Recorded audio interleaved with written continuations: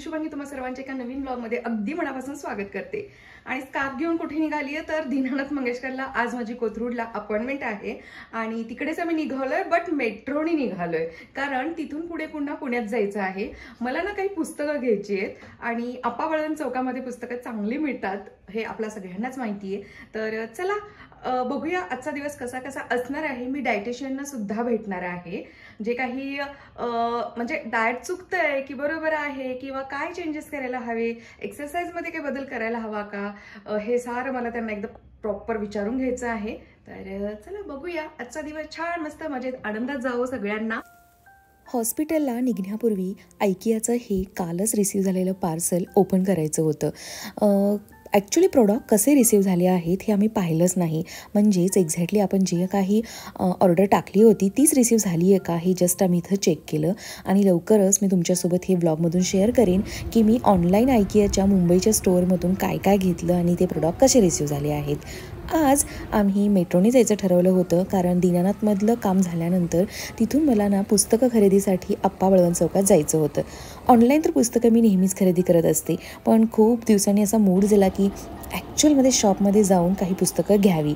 तर आम्ही पोहोचलो आहोत योगीराज बुक स्टुडिओ आप्पा बळवंत चौक। आणि इथे जे काही हे दादा दिसत आहेत तुम्हाला, त्यांनी खूप छान पद्धतीनं मला गाईड केलं की कोणती पुस्तकं तुम्ही घेऊ शकता वगैरे, आणि त्यांना बऱ्यापैकी नॉलेज होतं पुस्तकांमधलं। तर खूप छान वाटलं मला ऑफलाईन अशी पुस्तकं घेऊन। यानंतर पुन्हा मी दीनानाथकडे निघाली आहे कारण मला तिथे जाऊन पुन्हा डायटिशियनना भेटायचं होतं। आणि डायटिशियनना भेटून झाल्यानंतर बरं का, लाईफस्टाईलबद्दल खूप सारी चर्चा झाल्यानंतरसुद्धा मी इथे चीज सँडविच एन्जॉय केलं। सकाळी घरी अगदी सगळा स्वयंपाक करून ठेवला होता, भेंडीची भाजी चपाती, पण आता भूक लागली, 1:45 झाले। मग खाऊन घेतलं आणि प्रीतीसाठी गरम गरम वडापाव घेऊन घरी आलो। आता वाजतायत 6 आणि इथे अहो सध्या काम करत बसले होते, ते बाहेर गेलेत, चिकन आणायला गेलेत आणि चिकन अळणी बनवणार आहे मी। बुधवार आहे आणि सुट्टी सुरू आहे अहोंची, तर त्यांना हवंय चिकन, पण खूप काही ग्रेव्ही वगैरे करून मी बनवणार नाही असं त्यांना सांगितलंय। लाईट लावूया। तर मी तुम्हाला जसं की बोलले होते की मी जेव्हा केव्हा डायटिशियनकडे जाईन आणि आज जाणार आहे हे सुद्धा मी व्लॉगमधून सांगितलं होतं। तर मी आज दीनानाथमध्ये, जिथे मी माझ्या थायरॉईडसाठी जाते डॉक्टर वर्षा जगताप यांच्याकडे, तर त्यांच्याच इथे बाजूला मिसेस अंजली केळकर या कन्सल्टिंग क्लिनिकल न्यूट्रिशनिस्ट आहेत अँड न्यूट्रिजनॉमिक कन्सल्टंट आहेत। तर त्या तिथे असतात मंडे टू सॅटरडे सकाळी 11 ते दुपारी 2 पर्यंत। तर त्यांच्या मी OPDला जाऊन भेटले आणि त्यांनी माझी पूर्ण हिस्ट्री घेतली, म्हणजे जे काही आपली जर का काही सर्जरी झाली आहे आत्तापर्यंत लाईफमध्ये, काय काय आपण आपल्या शरीरासोबत झालेलं आहे, थोडक्यात ती सगळी हिस्ट्री घेतली जाते। कोणता आजार आहे, कोणत्या मेडिकेशनवरती आपण आहोत, या सगळ्या गोष्टी हे केस हिस्ट्रीमध्ये घेतल्यानंतर प्रॉपर त्यांनी आपलं सगळं लाईफस्टाईल समजून घेऊन एक डाएट प्लॅन मला दिलाय, आहार तक्ता मराठीमध्ये। तर आश्चर्याची गोष्ट आहे की मला असं वाटायचं की मी खूप हेल्दी खाते, माझी लाईफस्टाईल हेल्दी आहे। लाईफस्टाईल हेल्दी आहे नो डाऊट, ते त्यांनी ॲप्रिशिएट सुद्धा केलं की आम्ही मॅक्झिमम होम फूड खातो, बाहेरचं शक्यतो टाळतो, जिथे फिरायला वगैरे जातो आणि ऑप्शन नसतो अशा ठिकाणी फक्त आम्ही बाहेरचं खातो। तर या सगळ्या गोष्टी ॲप्रिशिएबल आहेत, बट आहारामध्ये माझ्या काय काय चुका होत आहेत आणि ज्यामुळे फॅट जमा होतोय शरीरामध्ये आणि पोटाचा पाठ हा माझा वाढतोय आणि माझे जे काही पिरियड इरेग्युलर आहेत त्याच्यासाठी त्यांनी काही मला डाएट प्लॅन दिला आहे। आणि जसं की मी तुम्हाला प्रॉमिस केलं होतं की मी तुमच्यासोबत हा डाएट प्लॅन शेअर करणार आहे, तर तोच मी आता इकडं करतेय। चला तर चिकन अळणी बनवत बनवत मी तुम्हाला मला दिलेला डाएट प्लॅन इकडे सांगणार आहे, जेणेकरून माझ्या या प्लॅनमधून तुम्हालासुद्धा काहीतरी फायदा होऊ शकतो।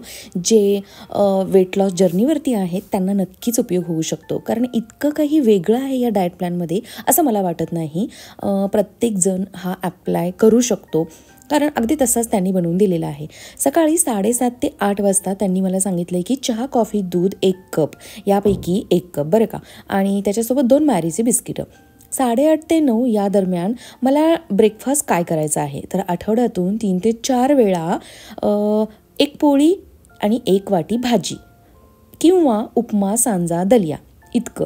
आणि आठवड्यातून उरलेले 2-3 दिवस इडली, सांबर यापैकी आपण काहीतरी खाऊ शकतो. यानंतर पुन्हा 10:30 ते 11 वाजता एक फळ खायचं आहे आणि फळामध्ये गोड फळं त्यांनी वर्ज्य करण्यास सांगितली आहेत, म्हणजे खायची नाहीत. जसं की आंबा, केळ, चिकू, सीताफळ आणि द्राक्ष.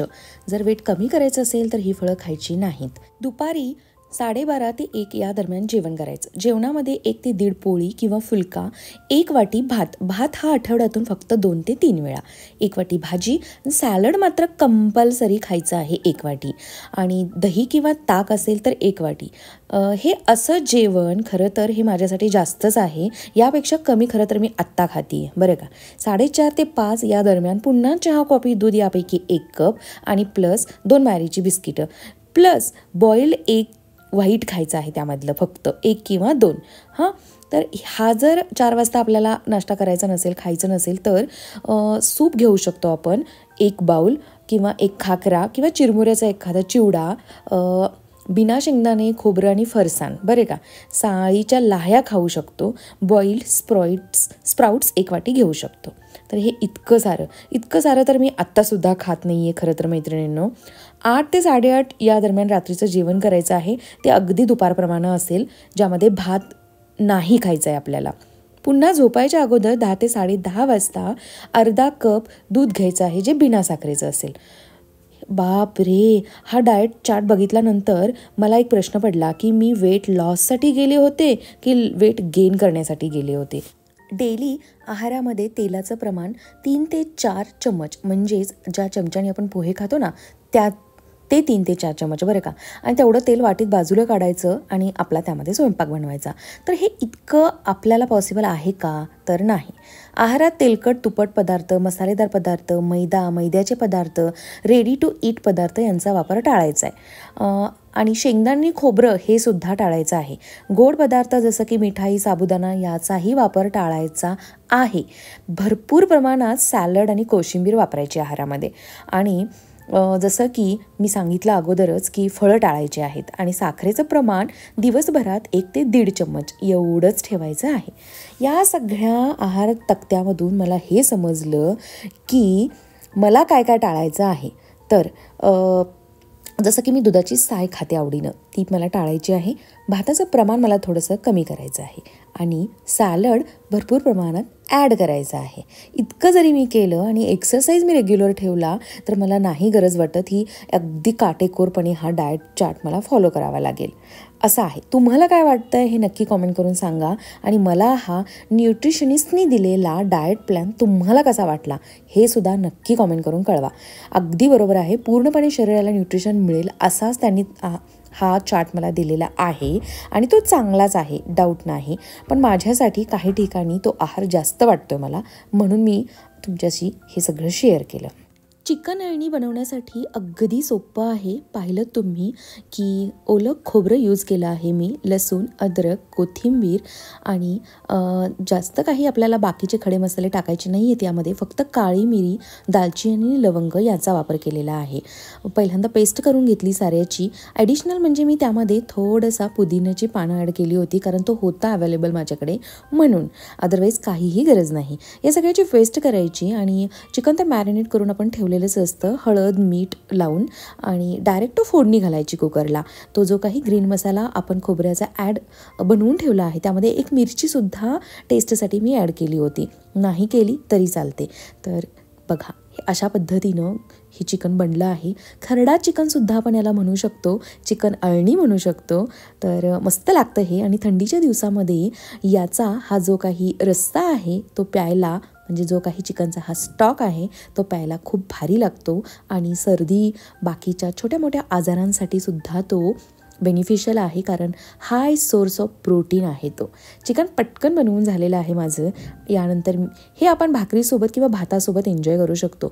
इंद्रायणी भातासोबत हे चिकन अळणी फारच उत्तम लागतं, टेस्टी लागतं. इथे मी मस्त गाणी एन्जॉय करत, गाणी म्हणत भाकरी करते. मी ज्या काही भाकरी बनवते आणि तुमच्यासोबत शेअर करते, तुम्हाला सगळ्यांनाच खूप आवडतात. खूप तुम्ही ॲप्रिशिएट केला आहे, त्याबद्दल पुन्हा एकदा तुम्हा सगळ्यांचे धन्यवाद. बरं, मी कोणत्या डॉक्टरांना भेटले होते तर डॉक्टर अंजली केळकर या क्लिनिकल न्यूट्रिशनिस्ट आणि डायटिशियन आहेत आणि त्यांची OPD असते दीनानाथ मंगेशकर हॉस्पिटलला फेज सेकंड बरं का, ग्राउंड फ्लोअरलाच असते.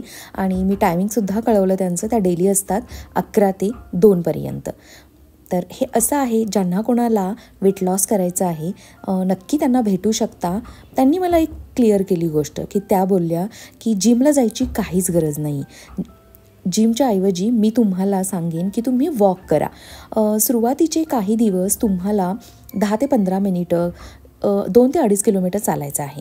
त्यानंतर तुम्ही इतर तुमचा वॉर्मअपचा किंवा योगाचा एक्सरसाइज करू शकता.